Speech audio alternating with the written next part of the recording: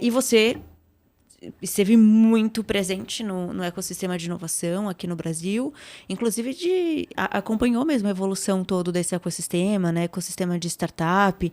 Como que você vê como era 10, 15 anos atrás e como está hoje, especialmente pensando nesse recorte de gênero?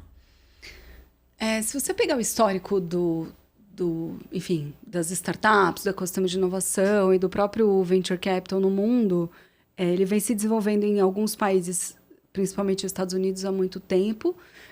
Os primeiros corporate venture capitals ali surgiram principalmente na década de 50. E aí você viu tudo isso se desenvolver, principalmente também ali na década de 50 com o boom dos computadores, depois na década de 90 com a internet. E aí todas as coisas sendo infladas, né? No Brasil, mesmo depois da história da explosão das .com, ali de 90 para 2000, você começou a ver as primeiras startups nascendo, muito vindas também desse momento das .com, mas realmente o ecossistema de startups sendo mais desenvolvido a partir dos anos 2000. Né? Então, a partir de 2010 ali, algumas startups já começaram a nascer de forma mais startup mesmo, com consciência de que era startup. Algumas já começaram a atingir um tamanho interessante. Você tem a própria RD, né? Muito ali aquele núcleo do Sul também, né? Mas, obviamente, São Paulo ainda é o expoente das startups no país.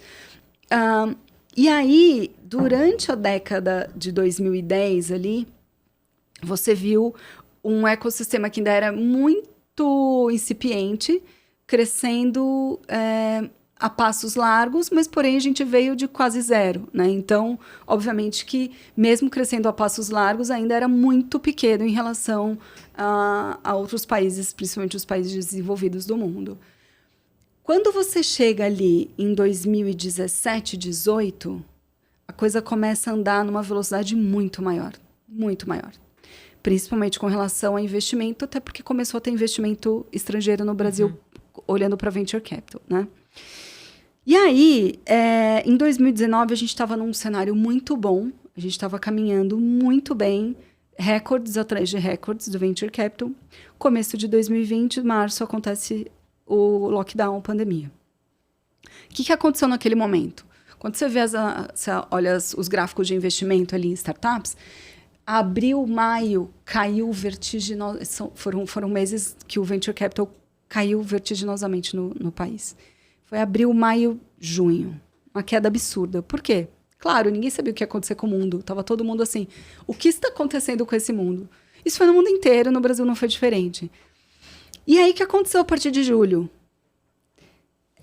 Todo mundo entendeu que a gente precisava de inovação, a gente precisava de digitalização e a gente precisava acelerar ondas importantes que já estavam acontecendo de forma mais tímida por causa da pandemia. E aí a gente teve uma aceleração absurda dos investimentos. Desde investimentos de empresas, né, o CVC, o Corporate Venture Capital, porque as empresas do nada precisaram digitalizar muito rápido. O processo de transformação digital que vinha lento foi absurdamente acelerado e muitas delas puderam fazer isso porque elas se plugaram a startups, seja investindo, seja fazendo M&As, né, adquirindo, comprando, ou seja fazendo venture builder, né? Porque elas conseguiam fazer a inovação muito mais rápido dessa forma. Já tinha uma solução embrionária construída, a empresa foi lá e se juntou, seja, de novo, investindo ou qualquer uma dessas outras formas. E o Venture Capital também falou, bom, já que essas startups agora são muito necessárias, vou colocar dinheiro, porque é assim que o investidor age, né? E aí explodiu. E aí o Venture Capital no Brasil, no mundo também, no Brasil foi absurdo em 2020 e 2021, foram os 2 anos de maior pico. Só que o ambiente em vários lugares do mundo estava mais preparado para esse pico, no Brasil menos preparado. Né? Claro que ainda assim mais preparado do que os outros países da América Latina, mas em relação aos países desenvolvidos menos. Pois bem, o que aconteceu é que veio o pós-pandemia. Pós-pandemia foi crítico para todo mundo e a gente teve que assentar. O que é esse assentar?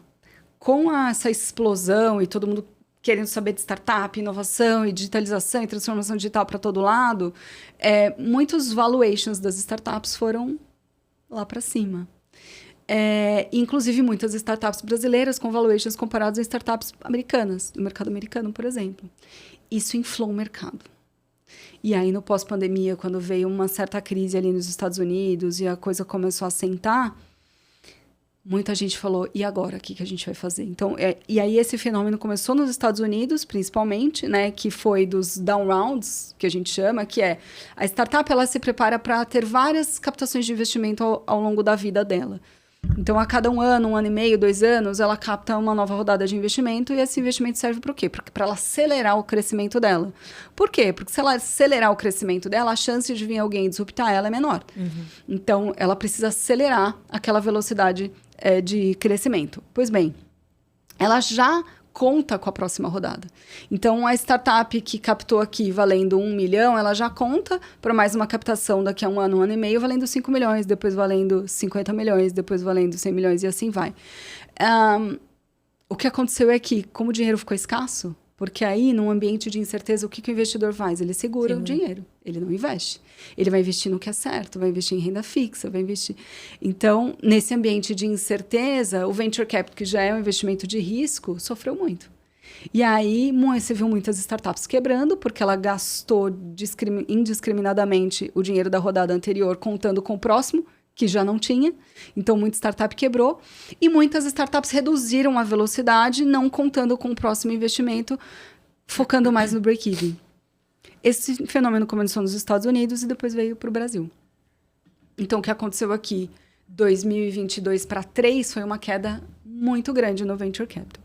O cenário que a gente tem hoje ainda tem muitos fundos de investimento com o que a gente chama de dry powder, ou seja, muito dinheiro acumulado que eles não investiram, esperando um mercado melhor.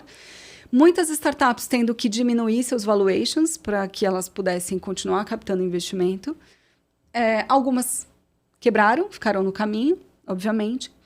E agora tem um cenário de... entendemos que o Brasil não é os Estados Unidos. Não dá para ter um valuation igual a startups americanas. Uhum. O dinheiro aqui não é tão abundante como nos Estados Unidos. O venture capital aqui precisa se desenvolver ainda mais. E, principalmente, a gente tem um cenário econômico e, enfim, de empreendedorismo, de impostos no Brasil ainda desafiador. Né? São muitos impostos para pagar. Não que os Estados Unidos seja menor. Os Estados Unidos têm impostos absurdos, a Europa também. Mas, para a realidade do brasileiro, ainda é desafiador, né? E um sistema complexo, de muitos impostos diferentes, extremamente complexo, enfim. E aí, nesse cenário, não somos os Estados Unidos, o que somos? Então, acho que a gente vem num momento de entender o nosso mercado. Muitos investimentos já voltaram, então, relacionado à queda que foi 2022-2023, a gente já melhorou. Mas ainda, muita gente ainda... colocando dinheiro, vou colocar aqui no garantido, estamos com juros altos, vou colocar aqui numa renda fixa, né? Então, num cenário de renda fixa boa, o venture capital tende a diminuir também. Mas muitos investimentos já voltaram. Muitos fundos começaram a tirar o escorpião do bolso de novo e a investir de novo, mas com um olhar de... Quero startups conscientes, não quero startups que gastem indiscriminadamente. Um olhar mais maduro. Completamente mais negócio, maduro, né? Completamente mais maduro. Muito mais, muito mais. Claro que muito investidor também saiu do Brasil, mas não só do Brasil, de vários países, né? Voltando o seu dinheiro para um mercado que ele já conhece, um mercado ainda mais maduro que o Brasil. Mas eu acho que a gente está num cenário aqui, eu não diria de reconstrução, eu diria de amadurecimento.